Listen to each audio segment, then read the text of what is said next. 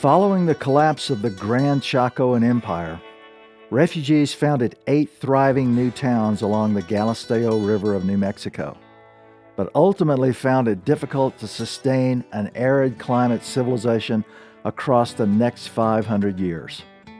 I'm Dan Flores, and this is the American West.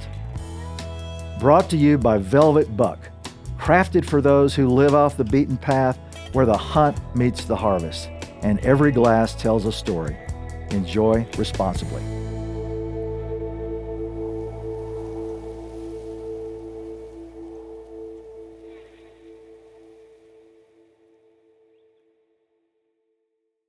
West of everything.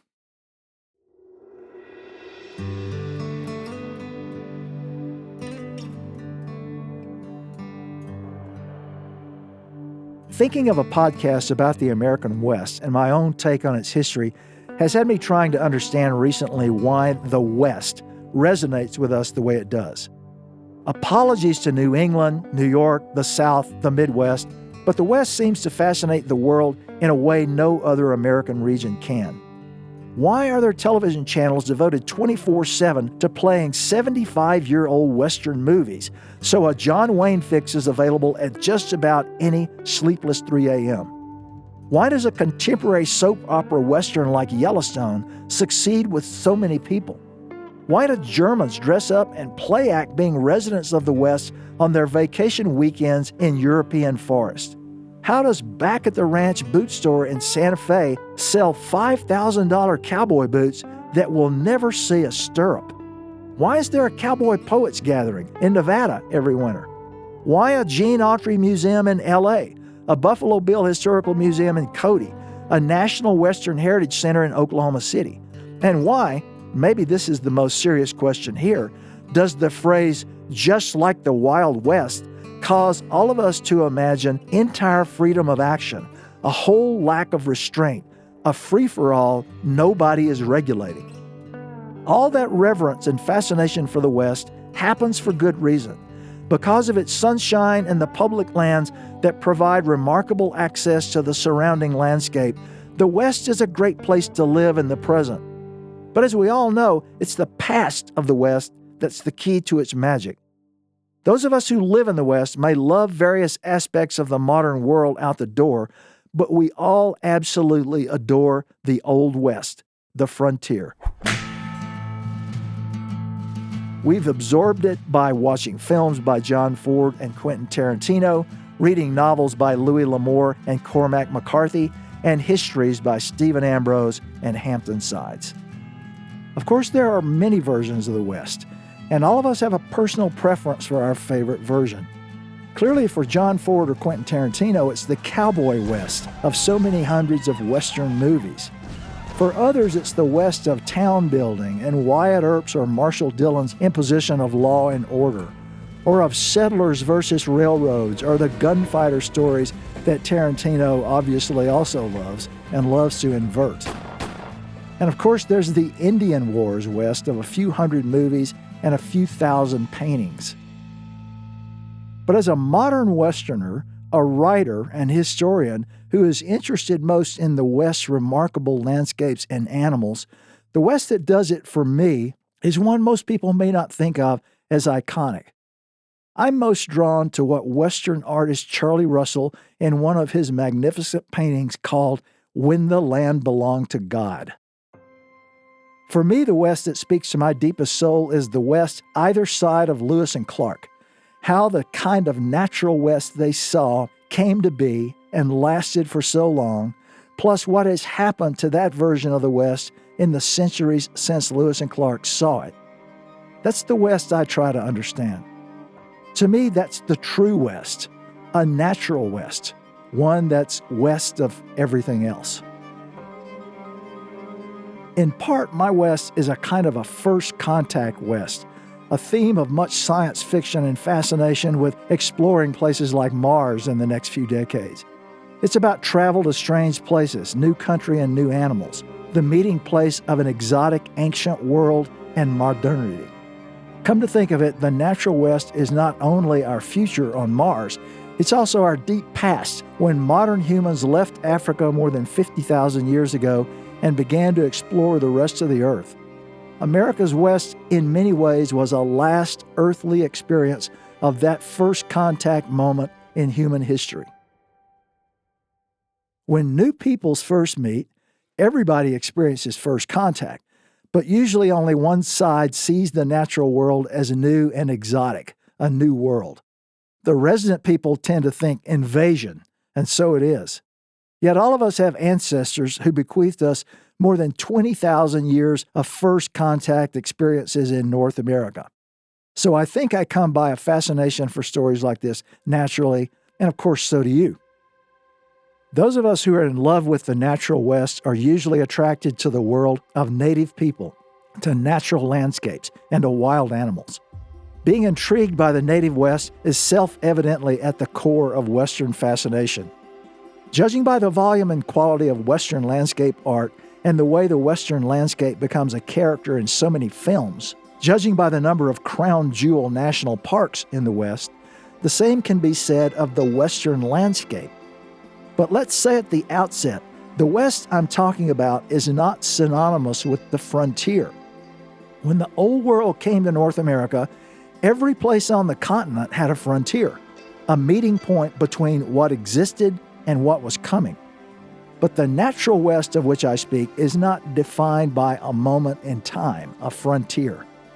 It's a place, a region of plains, mountains, and deserts on the sunset side of the Mississippi River. The time frame of the natural West is not just its frontier stage. The story of this West is much more ancient, and it also takes place more recently than the frontier. Because the past does not remain in the past, but affects us in our own time, the story of the West continues beyond the frontier and into the 21st century. Many of the Western stories I've written about and will tell in this podcast are the stories of the West's wildlife, very much an ignored topic in the West and elsewhere. The cow and the sheep, and to a certain extent even the saddled horse, are the animals we associate with the West of trail driving, ranching, town building. But I have to observe that not one of them appears in Charlie Russell's When the Land Belonged to God. Russell's timeless scene of a bison herd flanked by gray wolves pouring over a divide in a landscape we old worlders would one day call Montana implied that the divine world in the West was Native America. So let's start there, but not necessarily at its beginning, at least not yet. Let's commence our exploration of the natural West slightly later in time. We'll return to beginnings in the next episodes with a story that makes the point that the West is not new, but a very old place. This story stretches our imaginations, suggests how central and fragile Western ecologies have always been to human life here, and illustrates the longevity of the human experience in a country we're reflexively still thinking of as the newest part of America.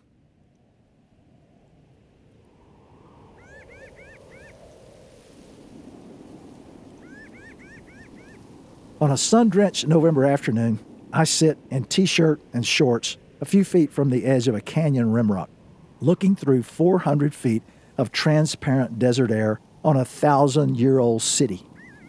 My wife, Sarah, is pulling a bottle of water from her pack a few feet away. Various friends are scattered along rock cairn-marked trails through the uplands behind us, where the faint indentations of ancient highways, 400 miles of them, extend to horizons miles distant. The whole country, sagebrush uplands, the canyon floor, the enclosing rimrocks, and the ruins with odd names that lie in every direction below, is a uniform tannish brown, the color of dust, or perhaps the color of abandonment.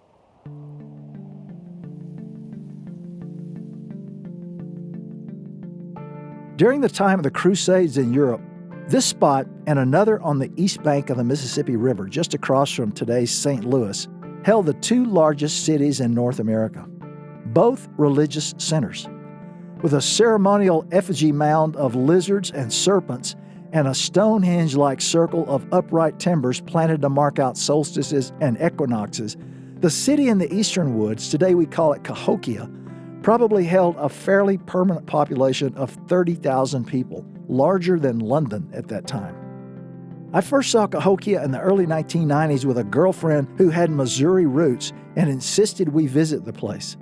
I'd seen mounds, but never anything on the scale of Monk's Mound towering up out of the American bottoms like an earthen Chichen Itza pyramid. After 300 years of urban life, an earthquake mostly destroyed Cahokia City, but not before its population had gone through 20,000 trees and almost all the wildlife for scores of miles around. As for the city whose ruins lay below us now, either side of 10 centuries ago, from 800 AD to 1140 AD, it was the Vatican of the American desert. We call it Chaco, and it's another of our UNESCO World Heritage Sites. Chaco was the closest Native America ever got to an empire like those of the Aztecs, Mayans, or Incas. But this was not an empire of warrior armies and conquered provinces.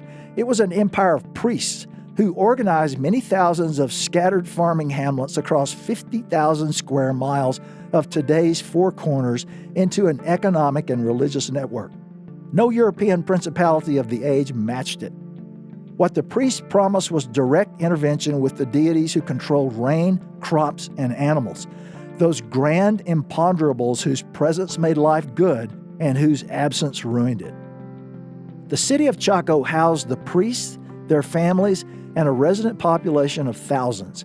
It stored and distributed surplus crops. Then at solstices and other special times of year, it hosted grand ceremonies to which the outlying residents made holy pilgrimages.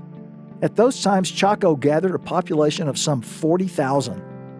Looking down now on its buildings and avenues, one suspects both the ceremonies and the nightlife must have been epic. Chaco America almost seems foreign in the modern United States, as if lifted from the Middle East.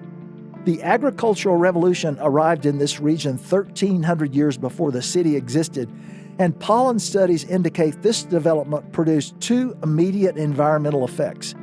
Human populations skyrocketed, and crops that needed to be boiled before you could eat them meant that daily cooking fires soon reduced a robust pinyon juniper woodland to desert. This became a world in need of priests who could intervene with the gods. Sitting and admiring the sprawling hemispheric architecture of Chaco's largest structure, Pueblo Bonito, as its lines and shadows shimmer in the afternoon sun, I know this is a place that reveals much about humanity. Sarah passes the water bottle over to me, and reading my mind sums it up.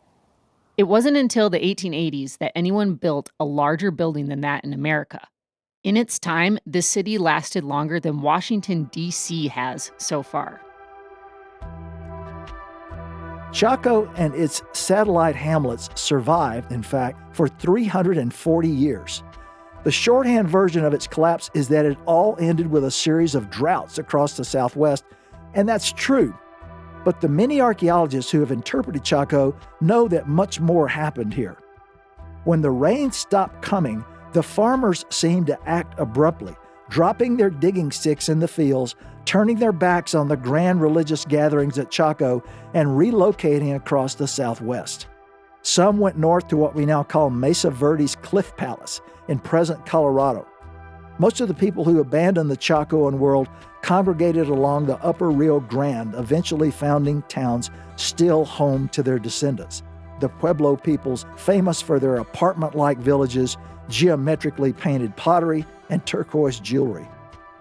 Why did Chaco collapse in what sounds like a fit of pique? The evidence, and ultimately the response of the Pueblos afterwards, points to a crisis we should recognize. Down there in Pueblo Bonito, a single room out of 650 rooms yielded the remains of 14 people, whose funerary items indicated they represented Chaco's religious and political elites. In the room were flutes, ceremonial staffs, thousands of pieces of turquoise jewelry, conch shell trumpets from America's west coast, the remains of macaw parrots from the tropics. The oldest burial dated to 800 AD and the last from Chaco's abandonment, so those 14 span the entire life of the city. And not just that, The genetics of 9 of the 14 showed them to be descended from the same matrilineal line from a woman who evidently had been there at Chaco's founding. Disparities in wealth and quality of life, along with the resentments they produce, are familiar to modern Americans. Isotope comparisons of the bones of the priestly class in Chaco's great houses with those of farmers from the villages indicates that the elites consumed far more protein from the meat of deer and pronghorns. They were better fed, grew almost 2 inches taller, suffered less from disease, had 3 times the survival rate for children under 5, and lived longer.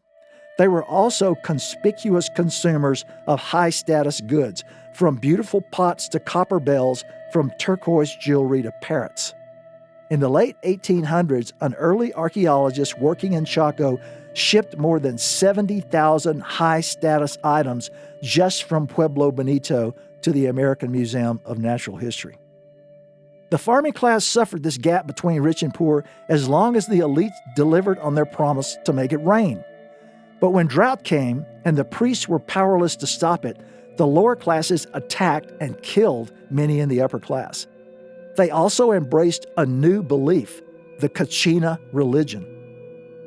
By the year 1160, massive 3-story public buildings like Chetro Kettle, a 400-room great house in Chaco that was built with 50 million sandstone blocks, 26,000 timbers, and extended for 450 feet beneath a canyon wall, stood completely abandoned. As for animal life in the Chacoan region, diet studies in the collapse's aftermath imply that rabbits and rodents were almost the only huntable animals left. Their need for protein perhaps explains why some of the new villages were founded close to the bison plains.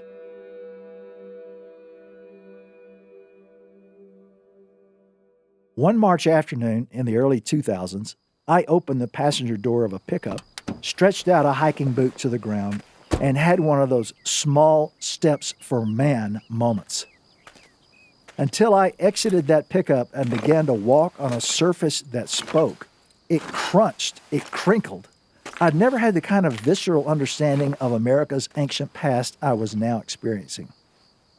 I was walking into a place known to southwestern archaeologists as the San Lazaro ruins. With every step, my boots were landing on broken shards of Indian pottery half a foot deep. That brought a profound realization.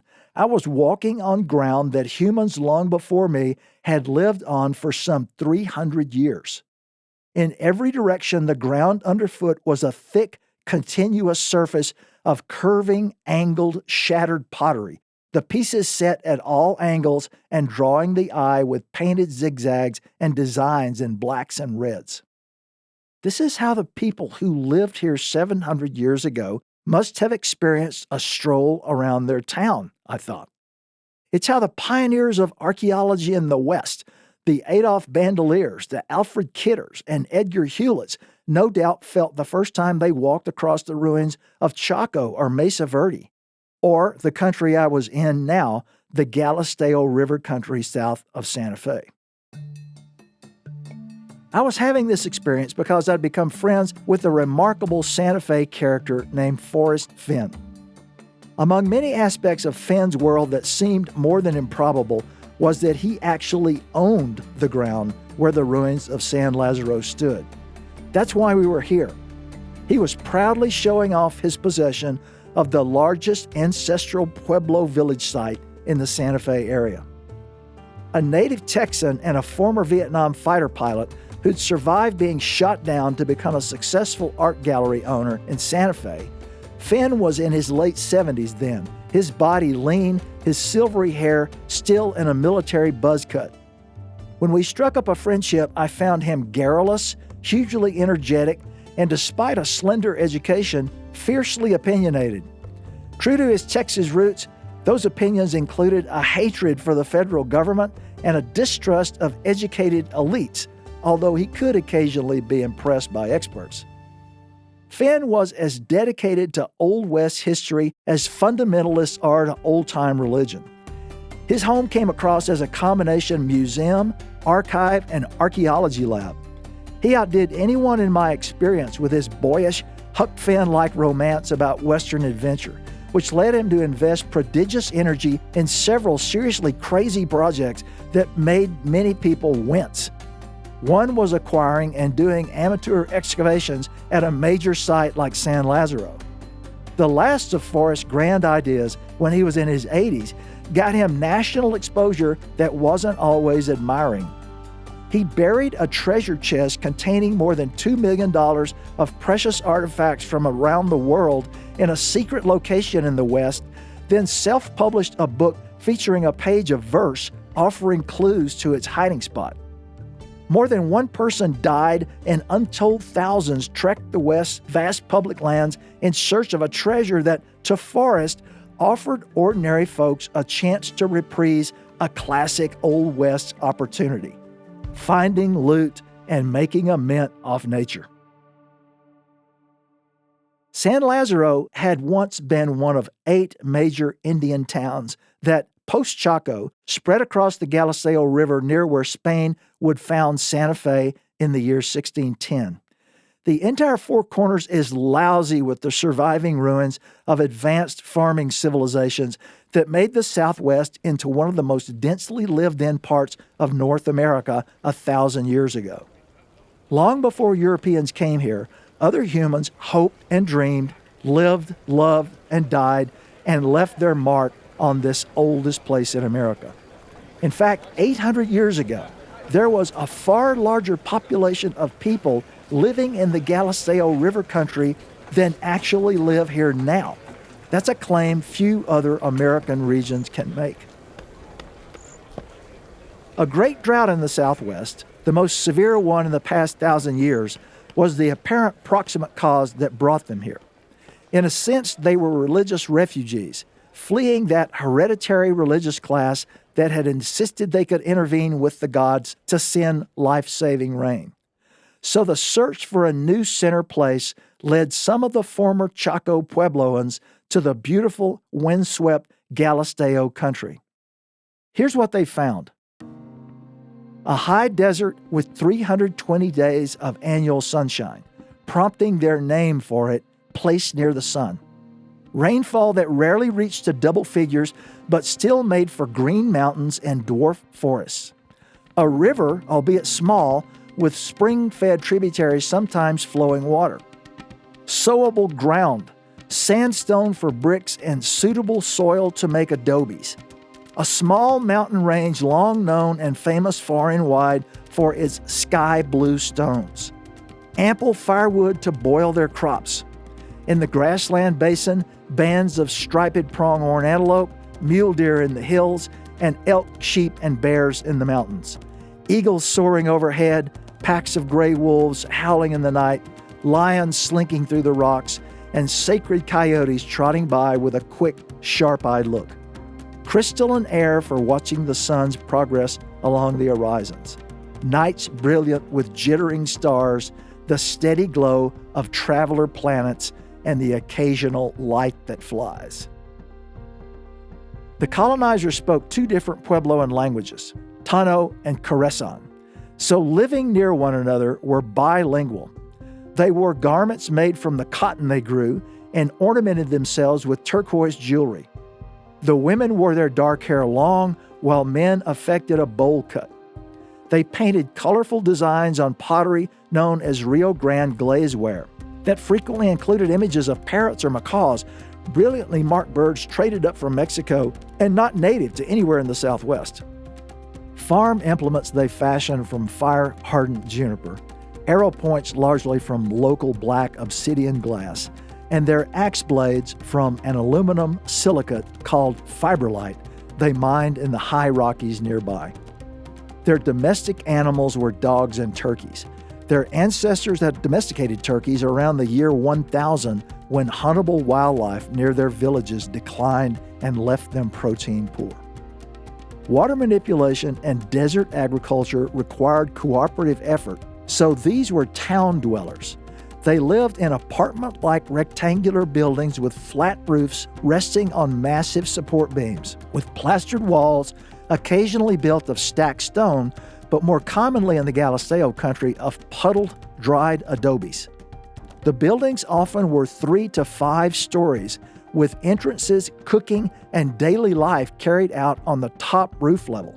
The lower levels accessed by descending ladders into rooms that featured gleaming polished floors and walls often painted with murals. The buildings commonly grouped around central plazas. The plazas highlighted circular underground ceremonial rooms known as kivas, with fireplaces, perimeter benches, and a central hold, a sipapu it was called, representing humanity's point of emergence from a world below into the present world. San Lazaro left the largest ruins of all the Galisteo villages. Its ruins cover 57 acres and feature the outlines of 27 separate buildings with 1,941 ground floor rooms and a remarkable total of 5,000 rooms. It was settled around 1290, and despite a pair of debilitating droughts in the 1400s, continued to grow for 200 years when its peak population was nearly 2,000 people. That's 6 times the size of any 21st century Galisteo Valley town. By then, many local resources were likely depleted, and the town was abandoned in the early 1500s. The immediate catalyst to that exodus may have been something dramatic, for in 1581, a Spanish party found the town half destroyed. Finn's most remarkable San Lazaro discovery, for which he had the good sense to call in professional archaeologists and native descendants, came in 1992 when he unearthed 2 plaster kachina masks and other stored sacred objects. The magnificent masks appeared to represent black bears and were likely associated with a bear clan or medicine society. Various dating techniques placed the masks a few years on either side of 1500. Kachina mask would be one of the most unlikely objects any Puebloan would ever abandon. Whatever happened at San Lazaro around 1500 must have come on remarkably suddenly. When European colonizers arrived in the early 1600s and introduced fulsome new sources of protein, 4,000 sheep and 1,000 goats arrived with those first Spanish settlers. Pueblo people fully reoccupied San Lazaro. Before long, though, swelling resentment over having to provide crops and labor, and its Spanish suppression of the Kachina religion led San Lazaro's warriors to become leaders in the Great Pueblo Revolt of 1680, which drove the Europeans out of New Mexico for a dozen years. But the Pueblo's citizens were alarmed enough at the possible consequences of this that everyone ended up fleeing San Lazaro, leaving a 400-year-old city to dissolve into silence and adobe.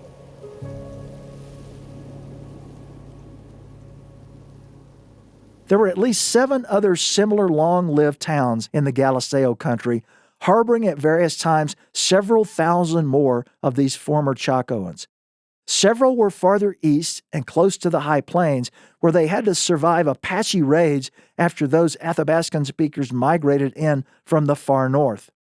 But like the townspeople of San Lazaro, their inhabitants fled soon following the Pueblo Revolt, when the Spanish absence allowed for even more Plains Indian raids, this time by Comanches thundering their horses through a rimrock break that's still known today as Comanche Gap. The Spaniards called the westernmost Pueblo town they found in the Galisteo country San Marcos.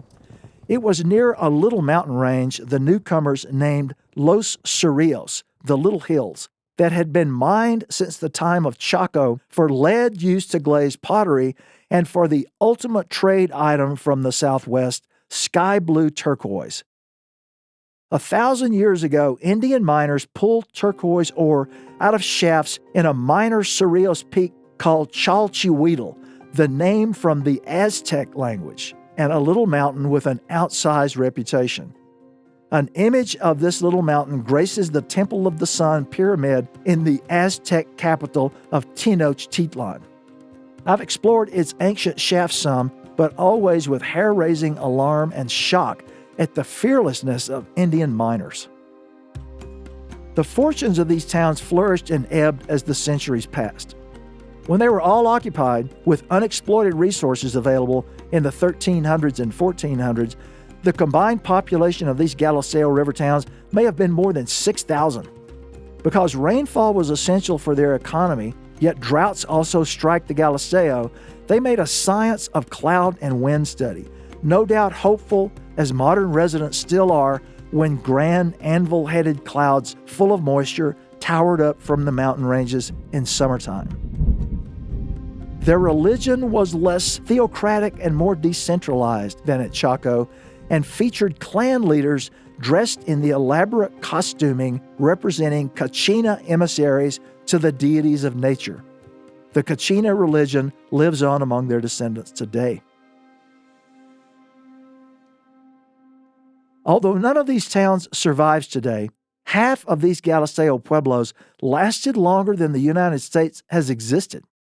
But as is evident from a place like San Lazaro, for all their successes, the Galisteo Pueblans struggled with long-term sustainability. The year-round fires to boil their crops meant that firewood cutting and gathering pushed farther out year after year. One of the first scientists to investigate the ruins of their towns, Nels Nelson of the American Museum of Natural History, took a revelatory photograph of the San Lazaro site in 1912, 132 years after its abandonment. That photo showed a still, barren landscape almost entirely stripped of trees and shrubs for 2 miles around. With the diaspora that followed Chaco's collapse, the new Pueblo town of Pecos, northeast of the Galisteo country, developed a mutualistic arrangement with plains hunters to trade Pueblo crop products for dried bison meat. There's no evidence these Galisteo villages ever managed something similar. So with 8 towns and several thousand residents, huntable wildlife likely took a significant hit. One bit of evidence comes from San Lazaro's archaeology's astonishing number of bones and skulls, many of them cracked open to get at marrow or brains from the goats and sheep Spanish settlers introduced. By the 1600s, protein was obviously a dietary addition the Galisteo Pueblo residents were avid for. Their several hundred-year inhabitation did leave the incoming Europeans a beautifully grassed basin and valley and a healthy Galisteo river that flowed over the surface of this landscape. The ecological changes that left exotic weeds and spreading junipers and produced a river that slashed arroyos and stream beds 25 feet deep all came later with pasturage for New Spain's horse herds and flocks of sheep and goats, and when the Americans came with millions of cattle and renewed mining in the local mountains.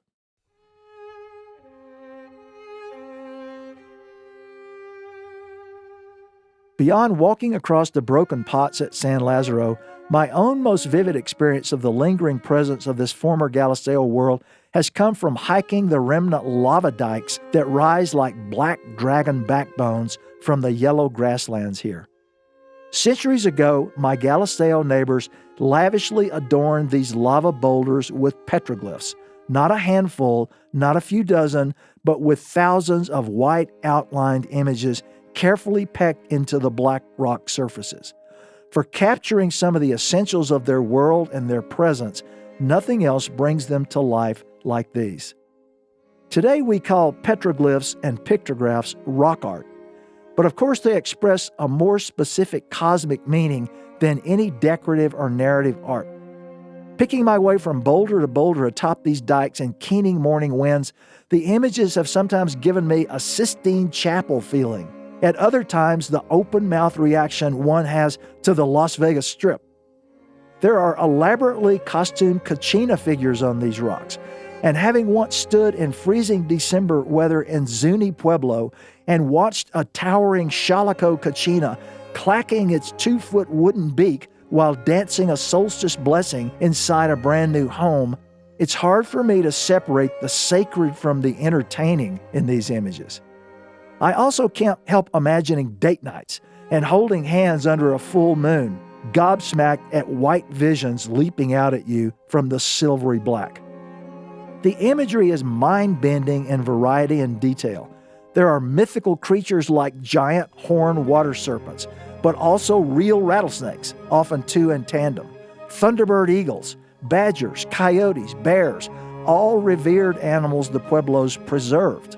There are gleaming four-pointed planets, an endless variety of different cloud terraces, which is the home of the Kachina gods, and those appear in conjunction with water serpents, mountain lions, a woman's nether parts. There are faces with or without masks, handprints, lengthy zigzag lines, spirals, fields of dots, warrior figures protected by circular shields. While history and their struggles at sustainability mean the Pueblo people no longer live along the Galisteo River, which is my home today, their descendants remain along the Rio Gran nearby, and I like to go to the annual ceremonies they open to the public. But like so much of the human story, the past here, and even in Chaco, somehow still seems just out of my grasp. We humans focus on the moments we exist in. Touching the past is the forever problem of history.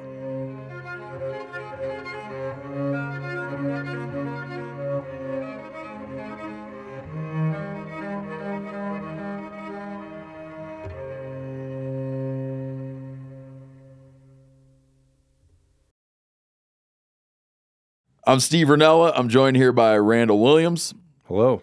And we're going to do a little thing where after we listen to Dan Flores' American West podcast, we get to come in. We have the privilege where we get to come in and ask questions. And hopefully for you listeners, some of the questions we ask might reflect some of the questions that you have. And maybe we'll do a little thing where if you have questions, we will do this. Send your questions in, and then at some point we'll send your questions, and at some point we'll be able to do a roundup with Dan and get your questions answered. But in the meantime, here's our questions. And this is very familiar to us as former students of Dan's. So. Exactly. Yeah, thanks to you guys for doing this, by the way. Really appreciate it. Oh, no, pleasure. That's great. You want to start? Yeah. I think in the start of this episode, you're talking about many Wests, and there's certain Wests that have, lived on in pop culture, especially for Americans living in the 21st century. But you kind of challenge people to understand the West as a much larger place than the West of cowboys and Indians and of overland trails and everything like that. So I wonder, what is it about the West that seems to have grabbed a hold of our imaginations, and what has particular about cowboy culture that's grabbed our imaginations? And then what do we gain by opening our eyes to sort of the deep time West? Yeah, so I'm putting together a podcast here, 26 episodes of it, that will be about different kinds of things than most people think of when they think of Western history. There are no gunfights. There are no mining strikes. There's no Marshall Dillon. What I'm interested in is a different kind of West, and I think this is maybe the value of something like this, a part of the Western story that's not really been known or written about very much, and certainly not in pop culture portrayed so that people get to understand it. And what that West is something I call the natural West, which is it's a West of the native people. It's a West of wildlife, abundance beyond imagining for wildlife and many, many different species. And it's a story of the West that really hinges a lot around kind of an initial reaction to a place that's different, new, and very unfamiliar to people coming out of the East in particular. I mean, I think people coming up, say, from Mexico into New Mexico or California don't see the West as being that different. Their usual reaction to the country farther north is that it's cold, but it's similar. That's an interesting point, man. Yeah, that's how they characterize it. Man, it's really cold up there. Kind of got similar thing going on, just cold.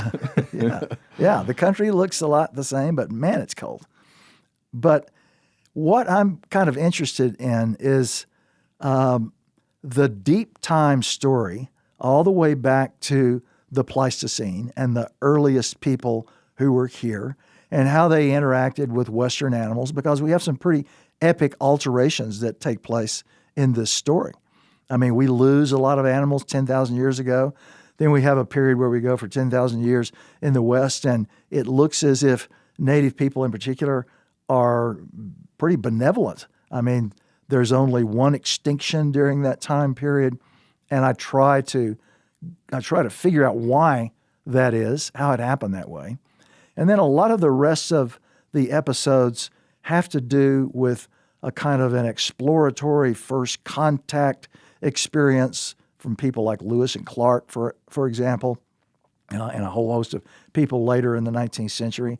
And also with what transpires in a West in the 19th century with all this abundant wildlife where there are really no rules, no regulations. It's just kind of a free-for-all.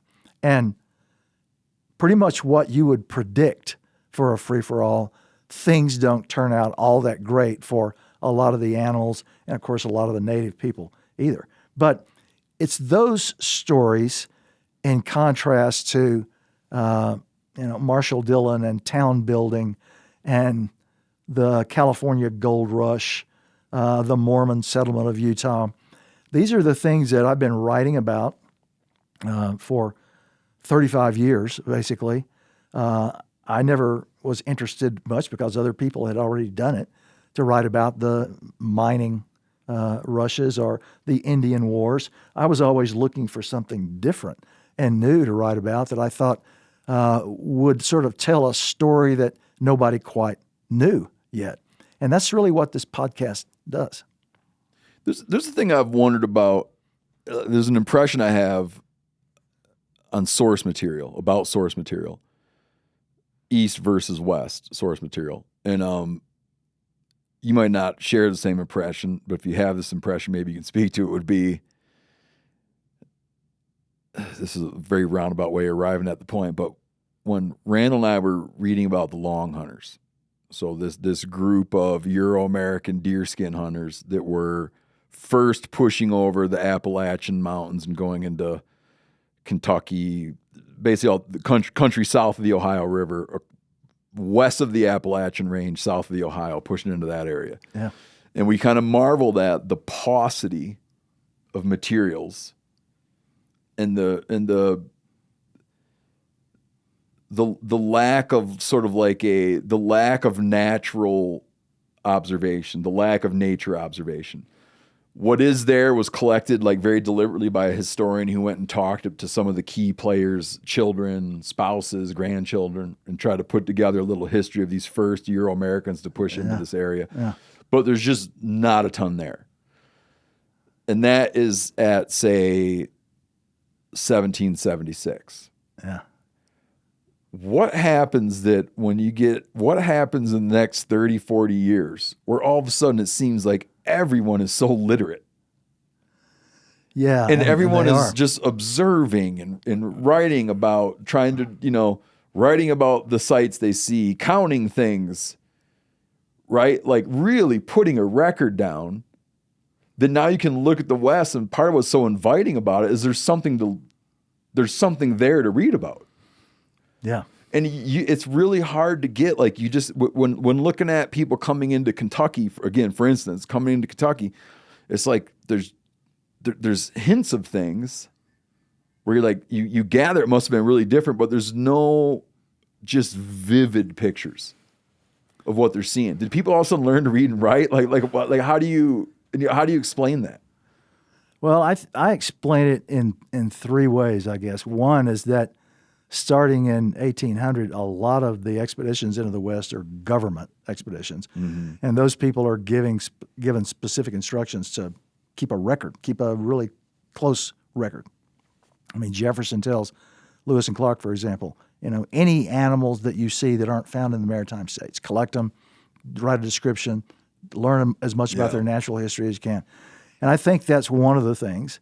I think another thing is that there are a lot of Europeans coming over in the early 19th century, the Thomas Nuttalls, the John Bradburys, and those guys tend to look at darkest North America sort of the way the Brits were looking at Africa then, where, wow, man, this is some amazing part of the world that none of us has ever seen, and so we got to keep a record of all of it. We've got to, we've got to preserve what it looks like. And I think really there was an actual market for literary work about the West starting around probably as early as 1810. And I think the Nicholas Biddle journals of the Lewis and Clark expedition, which came out in 1814, I mean, those things sold like hotcakes in the East. And I think that made people understand that, wow, okay, all I got to do is go out to the West, and write some account. And it even led to, and I have found 2 or 3 of these, what were basically made up accounts by people who never actually went to the West, but they talked to people and read other people's stuff and sat down and wrote an account of their own journey. Like it was enough of a thing that there was value in faking one. Yes, there was. Yeah. And you could sell a faked book. There's one particular guy, a guy named John Maley, who wrote a faked book about an expedition he took up the Red River, and he sold it for like $5,000 or something, which of course at the time was a huge sum of money. But the publisher he sold it to went broke in the depression of 1819, and they never did publish it. So it kind of exists just as a manuscript, which I have actually examined closely enough to realize, bullshit, this guy did not do any of this. Yeah. But man, like it's off your subject matter, but can you just imagine that if a century prior to Lewis and Clark, you'd have taken people with that mandate and that skill set, and you had said, I want you to cross over the range divide. I want you to descend the Ohio, descend the Mississippi, come back overland.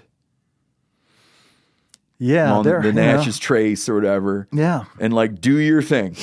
Like write down about all the stuff. And write down about all of it. Yeah, you have to, in that era, you really have to sort through what material there is to get glimpses of the natural world. And obviously there's a literature from the earlier colonial period of, English gentlemen going up the Savannah River. Though. Yeah, it doesn't the read... William Bartram kind of stuff. It reads as very sort of, pre-modern. Not in the technical sense, but pre-modern. It's very antiquarian. Yeah, it's like, you read, that's true.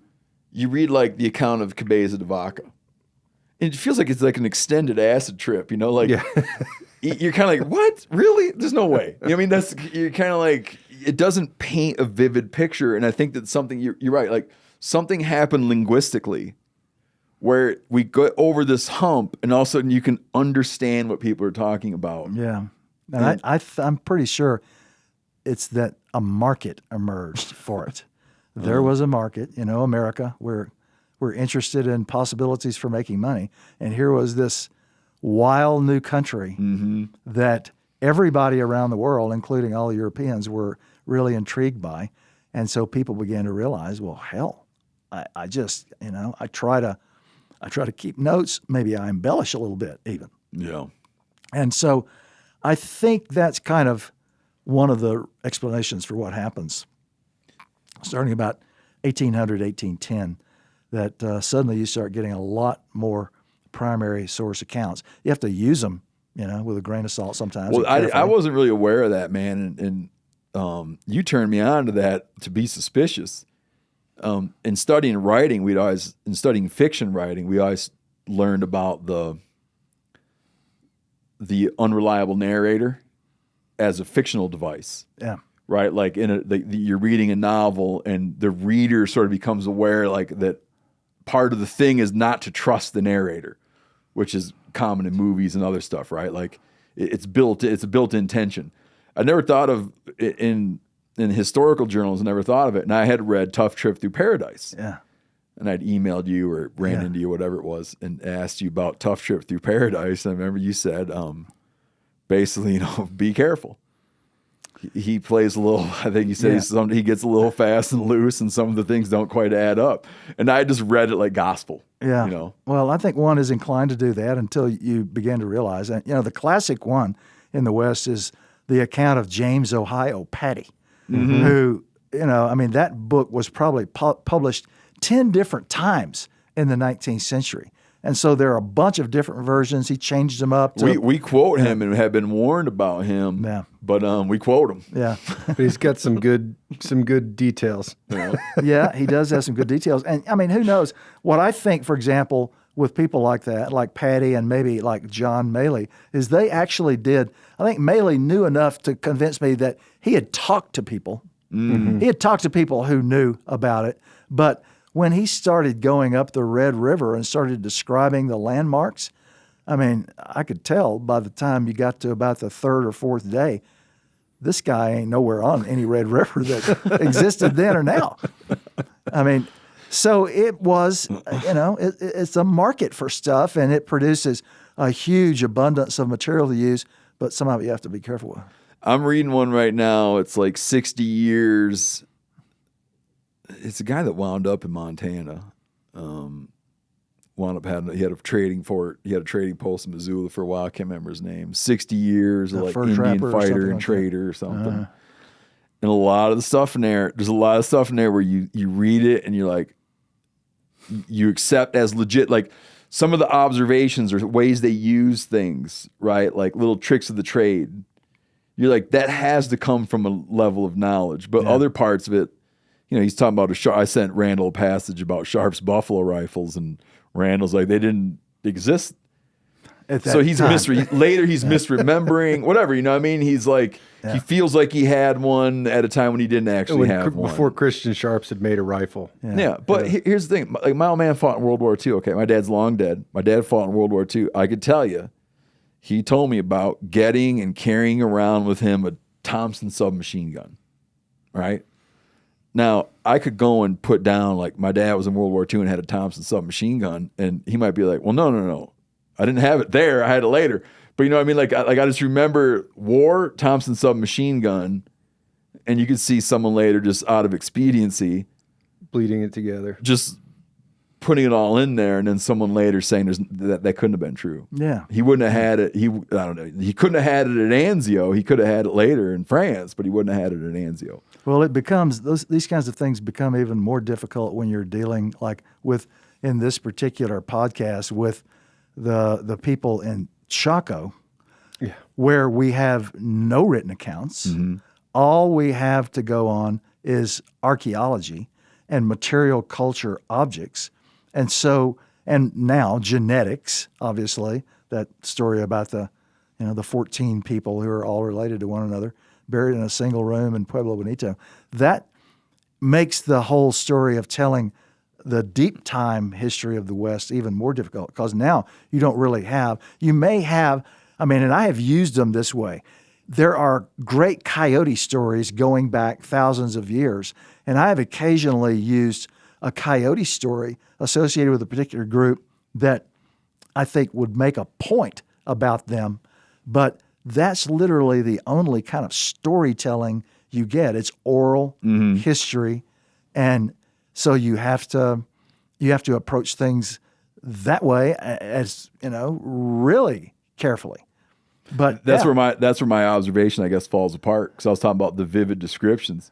But when it comes to the Pueblo sites, some of the ancient Pueblo sites, here's these guys doing really vivid descriptions, and they're stumped. Yeah.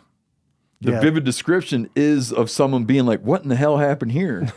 Yeah. Do you know what I mean? It's not even like a vivid. They're just describing being awestruck by what they see as a ruin. Yeah. So what we're grappling with then is, So people got into Chaco in the 1850s for the first time, 1850s, 1860s.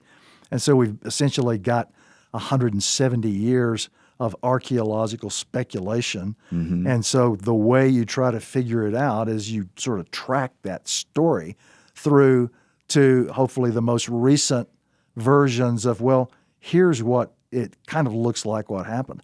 But that kind of evidence is never quite as foolproof as Lewis and Clark saying, today, for the first time, we saw and shot a buffalo. Yeah. Yeah. So the story of the West, when you go back in time, is based on a kind of an evidentiary base that you have to even be more careful with. But it's the only way we have to figure out what happened. Have you ever read Black Range Tales? I don't think so. It's a gold miner. He's knocking around New Mexico, mostly, 1860s. But one of the things that really stuck with me is here's this guy in the 1860s, and he's talking about basically trying to loot Pueblo sites. And then in the 1860s, he's lamenting that all the good stuff's been hauled away. Yeah. In the 1860s. Yeah, and then he describes like amazing things that other guys have carried off. Yeah. Right? Yeah, well, that's that. Yeah, absolutely. That's been going on forever. As soon as those villages, like in the Galisteo Valley, were abandoned, there's no question there were people out there poking around, seeing what they could find. Just instantly. Yeah, just instantly. Yeah, and so who knows what all disappeared, but sometimes really great finds are, they remain. And I mean, those Kachina masks that Forrest Fenn found there in San Lazaro Pueblo in 1992, man, you just don't find that stuff. In part because nobody ever leaves it. And something that we don't understand happened at San Lazaro around 1500 that caused that population of that town to flee so suddenly that either some magician, some healer, some shaman maybe got killed and couldn't go for his goods, or some attack came so suddenly that everybody just fled. Mm-hmm. I mean, so sometimes you get lucky like that, and Forrest got pretty lucky on that one. Yeah, that's it's like finding a modern day house where they didn't even take their passports. Yeah, that's right. That's exactly right. Well, Dan, man, I'm super excited for the series. I can't wait to learn all this stuff that's coming, so thanks. Well, thanks to you guys for joining me with this.